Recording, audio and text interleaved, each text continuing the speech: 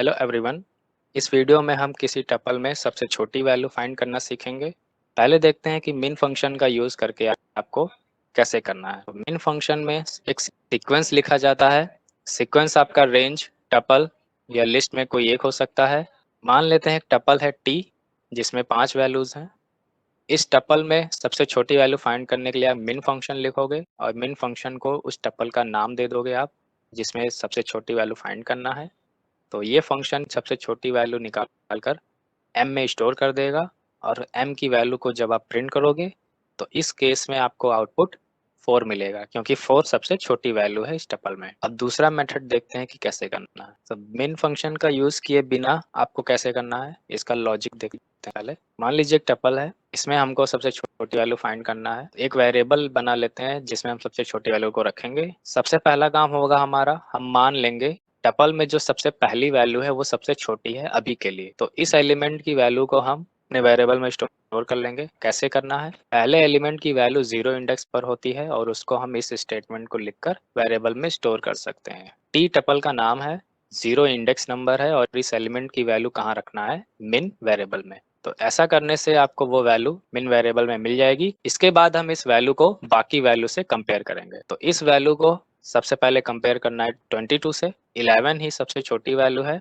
तो हम यहाँ कोई ऑपरेशन परफॉर्म नहीं करेंगे। मिन की वैल्यू को हम नेक्स्ट वैल्यू से कंपेयर करेंगे, छोटी वैल्यू फाइंड करेंगे। छोटी वैल्यू हमारा 11 ही है, तो कोई ऑपरेशन नहीं परफॉर्म करना है। मिन वैल्यू को फिर से नेक्स्ट वैल्यू से कंपेयर करेंगे और इसमें छोटी वैल्यू फाइंड करेंगे। छोटी वैल्यू हमारा 4 है, इसलिए हम इस 4 को अपने वेरिएबल में स्टोर कर लेंगे। नेक्स्ट वैल्यू से कंपेयर करेंगे इस 4 को। नेक्स्ट कंपैरिजन में भी हमारा छोटा वैल्यू 4 ही है, तो हमारा सबसे छोटा वैल्यू ही 4 हो जाएगा। टपल में अब कोई एलिमेंट्स नहीं बचे हैं कंपैरिजन के लिए, तो हम अपना ऑपरेशन यहीं रोक देंगे और यही वैल्यू टी टपल में सबसे छोटी वैल्यू कहलाएगी। प्रोग्राम में देखते हैं अब इसको कैसे करना है। मान लीजिए एक टपल बना हुआ है, तो सबसे पहले एक वेरिएबल बना लेते हैं जिसमें हम सबसे छोटी वैल्यू को स्टोर करेंगे। अभी के लिए मान लेते हैं कि टपल का पहला एलिमेंट सबसे छोटी वैल्यू को रखे हुए है। अब हम कंपैरिजन करेंगे बाकी एलिमेंट से।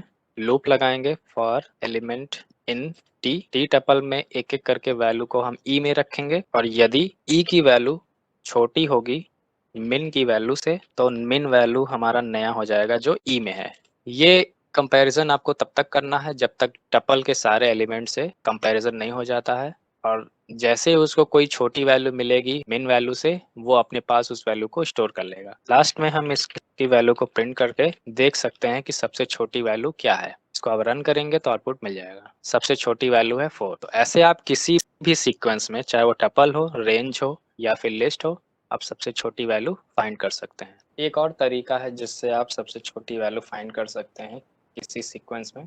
सबसे पहले उस सीक्वेंस को हम सॉर्ट कर लेते हैं सॉर्टेड मेथड्स। तो सॉर्टेड मेथड को एक सीक्वेंस चाहिए, सीक्वेंस का नाम यहाँ लिख दिए गए हैं टी।